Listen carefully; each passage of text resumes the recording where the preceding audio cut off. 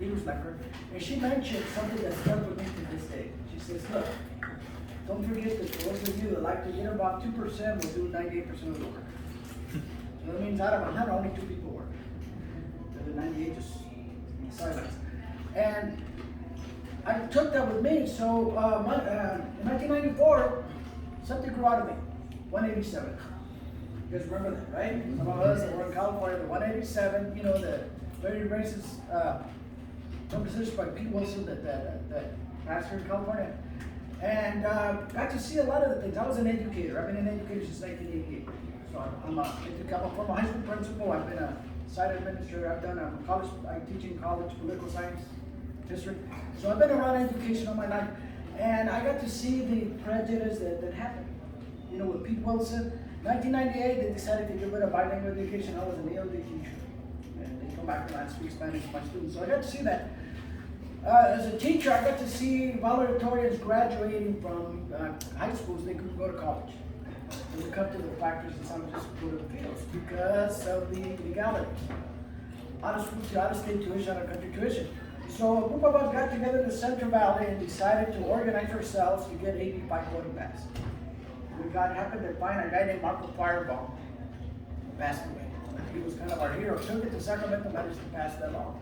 So some of us been involved in the politics for a lot of years, but the most important thing that I tell you what I'm doing today, and I'll then I'll tell you how we got the roundtable kind of set up. Today, there's a guy named Holden, African American from Pasadena, that in 2015 got a bill passed. It's called AB 288.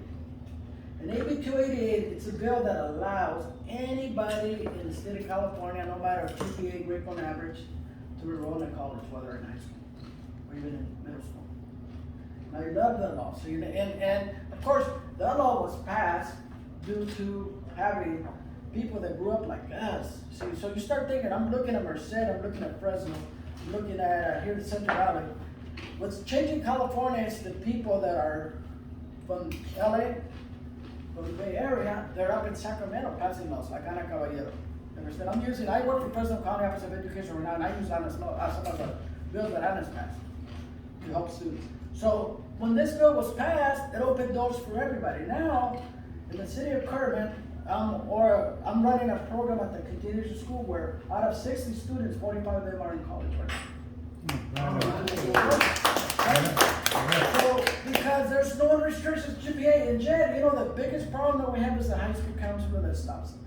It's even our own minorities that stop the progress. So, and of course, a lot of the racism, I've been fighting Central Unified.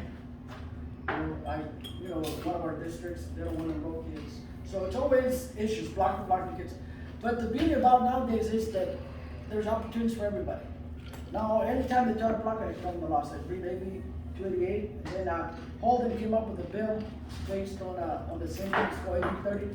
So there's laws that have been passed by these people that grew up just like us, they got together like us, and they're changing things.